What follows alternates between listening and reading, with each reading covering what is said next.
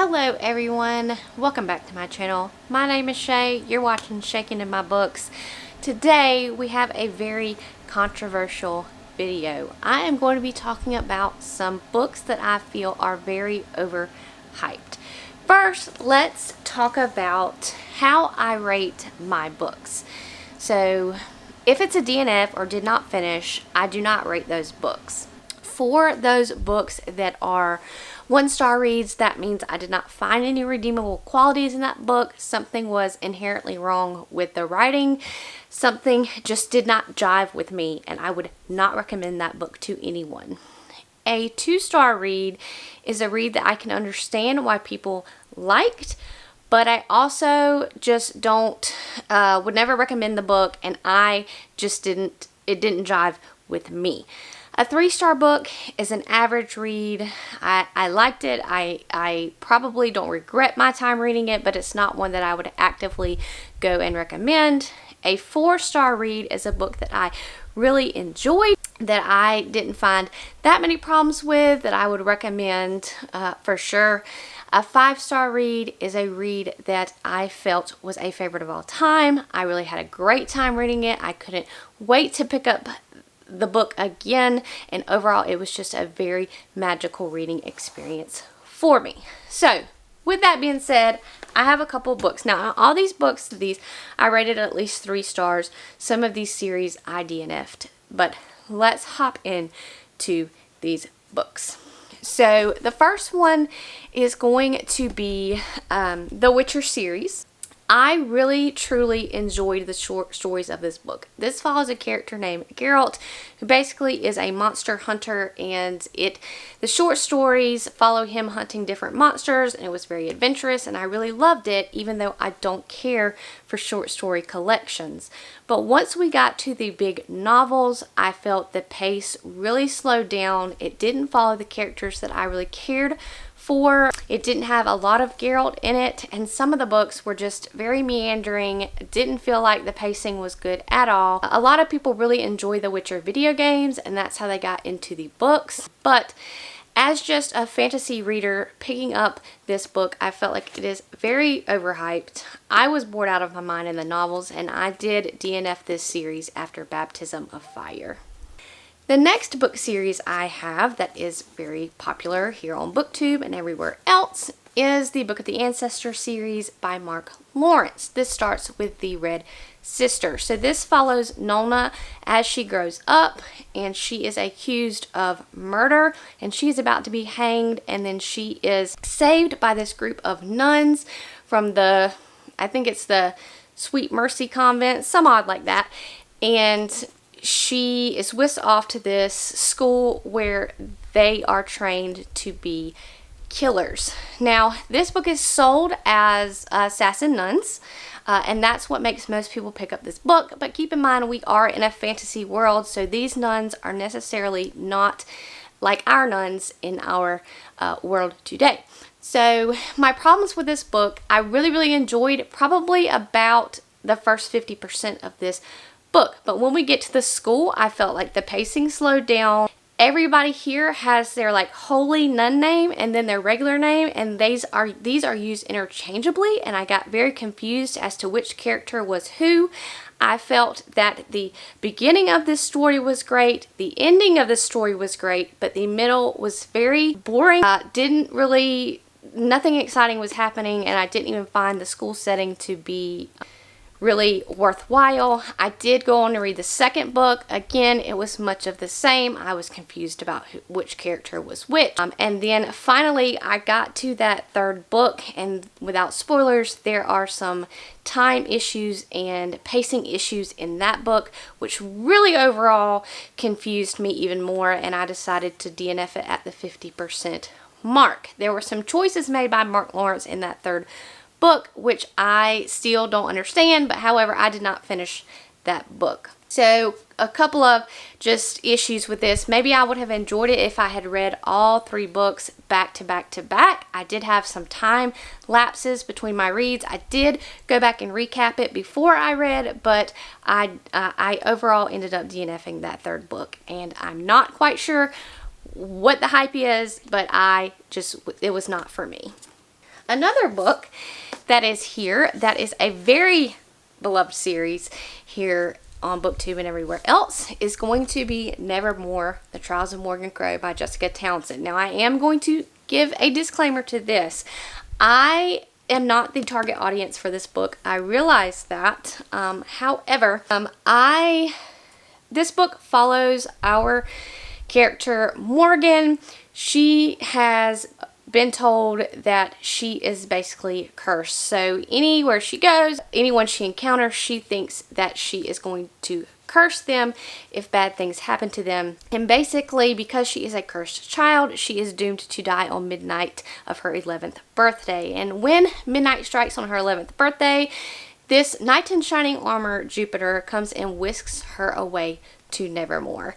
And she really learns about herself, who she is, and there's a competition in this book. Now, that is the setup for a great magical story. My problems with this book is, number one, it's pretty lengthy, and I thought the page count could have been cut significantly. I did not think that there was some great plot. There was a lot of pages in this book that just didn't go anywhere, and I found myself bored. Okay, I did read the other two behind this, and it was much of the same.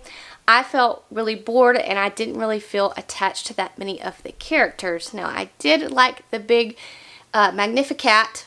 I guess that's what they're called. I did like her as a character, but most of these characters I just found slightly boring, and I didn't really jive that much with the plot. I thought that the books could have been cut down by like 100 pages a piece. So that was my issues there. I will keep this series because I think it may be one in the future that my daughter would like to read. Another series is a recent release, and that is Ace of Spades by Farida, Abike, Yumiday.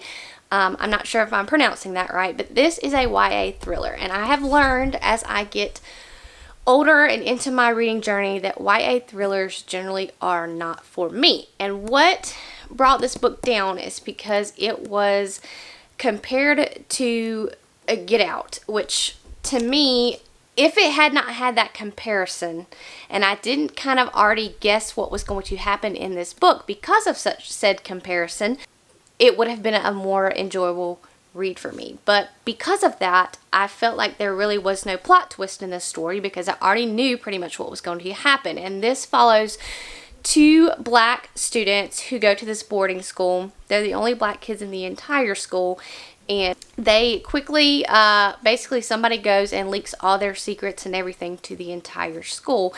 And so it goes from there. I just didn't find that many thrilling aspects of this book, but like I said, likely it was because I was already prepared for what the plot twist was, so I didn't find it that compelling. I was kind of bored. The characters were okay, but again, I've just found that the Catty characters are just not for me anymore, so I will probably stay away from a lot of YA thrillers, YA contemporaries in the future because I just did not care for this one.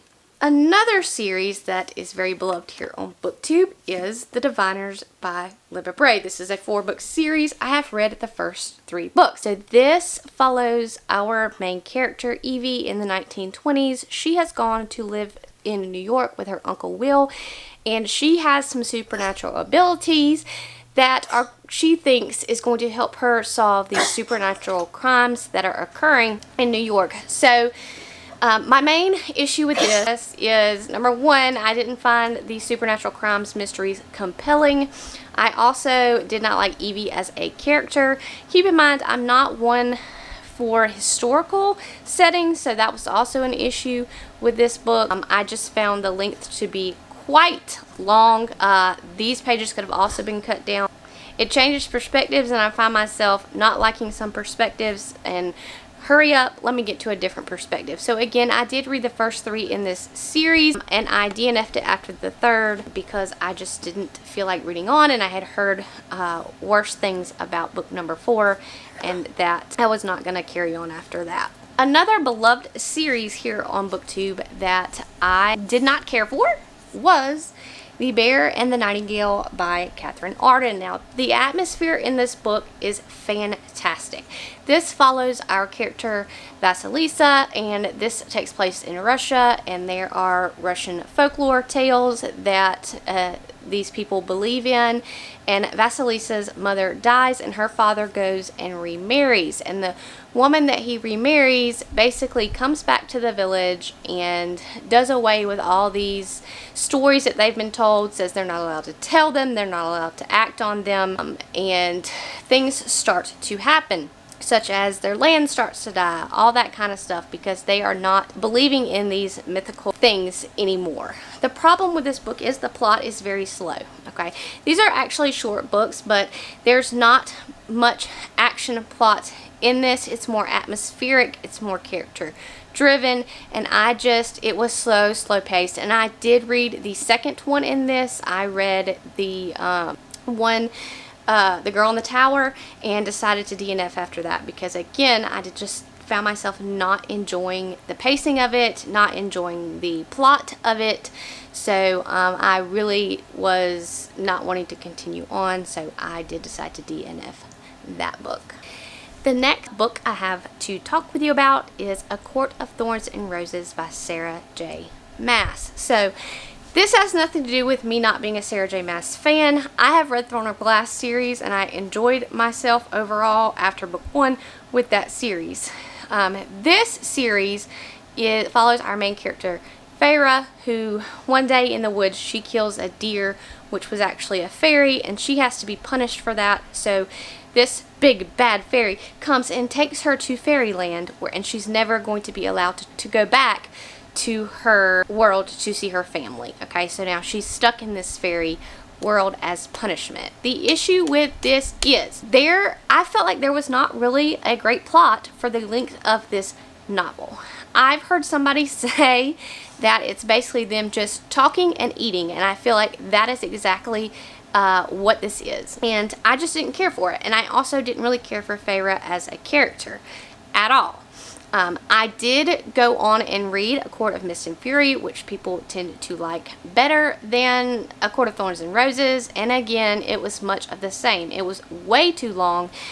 There was not that much plot involved. There was a lot of plot in some of the book that I really enjoyed, but a lot of it was just, again, boring. We're here, we're doing this, and nothing is happening to move the plot forward.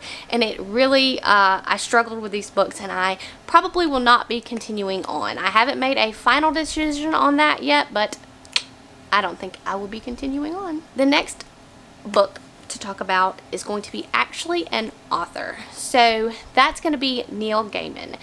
Neil Gaiman has a very specific, unique writing style that only he can claim. And honestly, somebody said to me the other day, Neil Gaiman is going to be the new classic. And I feel like that is the case, because he has that kind of writing style that I kind of can put with a classic author. And again, it's just not one that I enjoy. Neil Gaiman has very whimsical, lyrical writing, and to me, at some points, he gets very confusing. So I have read Neverwhere, which is one of his most popular works, and I have read The Graveyard Book. Again, these plots are very whimsical, and that's fine. I can embrace that, but I feel like his writing style is very confusing, and so I don't believe I'll be reading any more of his books. Lastly, a big one that I want to talk about is The Night Circus by Erin Morgenstern. So just like Neil Gaiman, she has very lyrical writing. It follows basically this circus that comes in the night. You never know when it's going to come. It's mysterious. There's these two magicians, and they're going to hold a competition. And when you read the back of that book and the synopsis of it, it really leads you to believe that there is going to be some epic showdown between two magicians, and that sounds really exciting. But what really happens is it is a lot of very slowness describing the atmosphere. Not even a lot of plot, nothing to move the plot forward. It talks about a big love story, but I found that to be boring as well. But again, for those that like that style of writing, it may be for you, but it just was not for me. And what really surprises me out of all of these books is I feel like I just don't understand why so many people give these books 5 stars. There has to be somebody else, right, that feels just the same way that I do. But a lot of these books, I hear nothing but praise about. I don't hear anybody speak something negative about these books. And again, if you like these books, it's nothing against you. It's just my specific taste. And some people say I have a very weird taste. But these books just didn't work for me, and these are some of the books that I think that I found to be overhyped, and I haven't really heard a lot of negative reviews on. If you look up these books on YouTube or what have you, majority of their reviews are going to be positive. So again, these are my opinion. If you have an overhyped book, down below, comment about it, let me know. It may be one that I liked. So I'll probably do this video again. I have a lot of unpopular overhyped book opinions, and so thank y'all guys for tuning in. Like, subscribe. I will see you next time.